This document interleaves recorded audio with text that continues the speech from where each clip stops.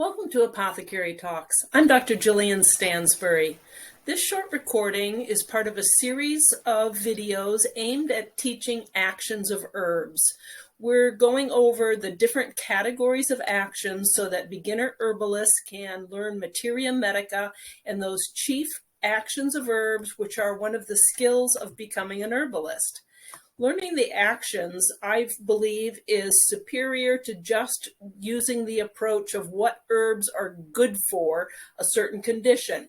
We try to avoid that kitchen sink approach and put in everything you ever heard was good for diabetes or everything you ever heard was good for arthritis or good for constipation into one formula, but rather think through what actions do you want your formula to perform.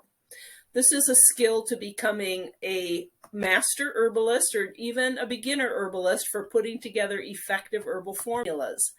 The use of actions is superior because many different people will present with very different sorts of underlying contributors to every diagnosis and every complaint and issue that there is.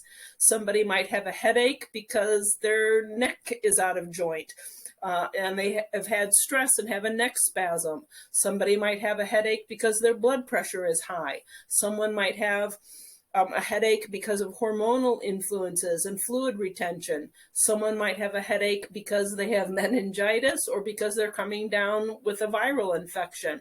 And each one of those headache formulas might therefore favor or feature a different selected herb or category of action that best fits, is most specifically indicated in those particular situations. So we are going to focus on actions in this series of recordings, and this particular segment is looking at immune modulators. I like the term modulator over immunostimulant, because immune modulators, as the word modulate implies, can both increase or decrease action of the immune system depending on what is needed.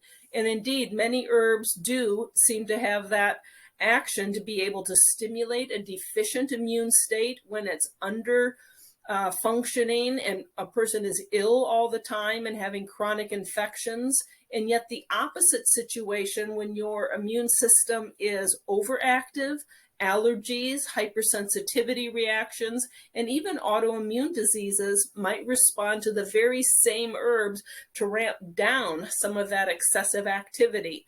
So the term modulate is appropriate here in that it can take both extremes and move both poles of action, excess and deficient, and restore normal tonicity to the immune system, thereby modulating. So the immune modulator category is very appropriate for some of the immune polysaccharides, astragalus, echinacea, reishi mushroom that we'll briefly discuss here. Immune modulators both improve immune deficiency states and chronic infections, as well as may reduce hyperimmune responsiveness and immune allergic disorders. And many of them do this by improving white blood cell activity, and white blood cells release a group of compounds known as cytokines, also known as inflammatory mediators.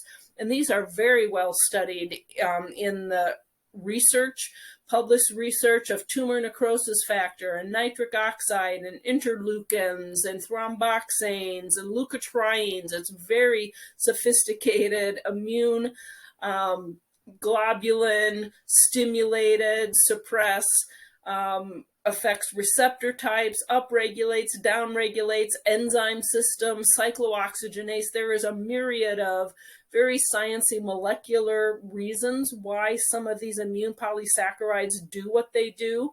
But a simplistic explanation is that many bacterial cell wall compounds are polysaccharides, and the body can recognize those as being foreign to our own endogenous molecules. White blood cells can recognize or read that pattern and discern a threat to our health, discern an infection, and appropriately will stimulate white blood cells to respond by producing immune globulins, by releasing cytokines, by enacting an immunoresponsive state. So immune modulators might help ramp that down when it's excessive, above and beyond the call of duty, as well as might initiate an immune response when people are having chronic infections and poor recovery.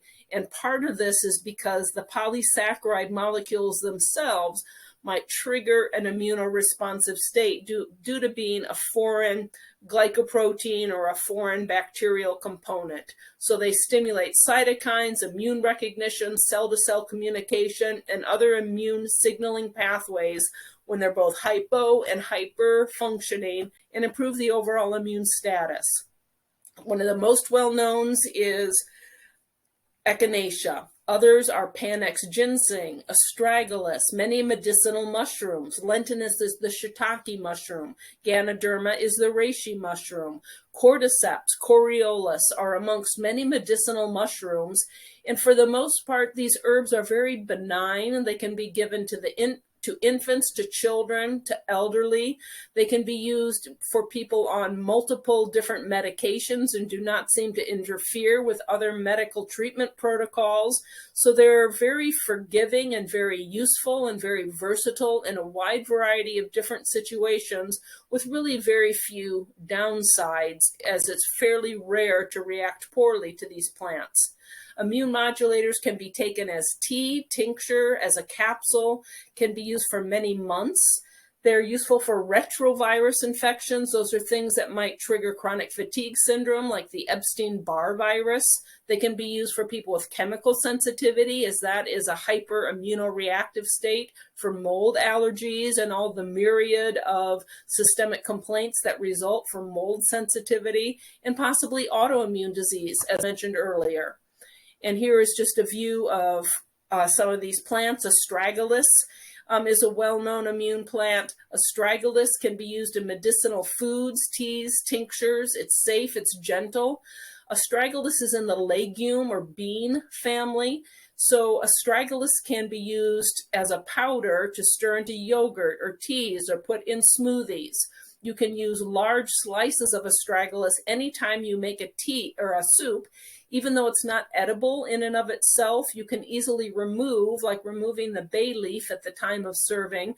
You can boil chicken, you can make vegetable soup, you can make stock and bone broth by including reishi mushroom slices and including astragalus slices, and simply remove them at the time of serving.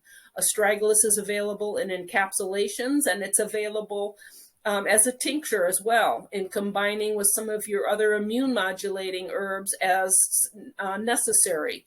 You can customize your formulas by using an immune modulating herb as a basic tonic, maybe combined with an adaptogen, some of which are overlapping here, maybe combined with an alternative ingredient, and then whatever's specific. If you're treating chronic sinus infections, or you're treating fatigue, or you're treating the downstream effects of mold sensitivity or chronic viral infections. To learn more about treating allergies, the immune system, and chronic infectious disorders, I have written a series of textbooks, Herbal Formularies for Health Professionals. They're available directly from the publisher Chelsea Green, and they do include a great deal of the molecular detail about treating many of these conditions. I also lead field courses in the Amazon, where I've studied for some 20 years and have connections with several different tribes of the Peruvian Amazon. If you'd like to accompany me on a trip, please write to me at bghealingarts.apothecary@gmail.com. And I also invite you to peruse my website, healingartsapothecary.org.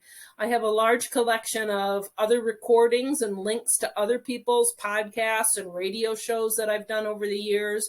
We have our own content that are many different beginner files and papers and PDFs available for download for your study. And we also are working on a recipe collection and our own in-house recordings.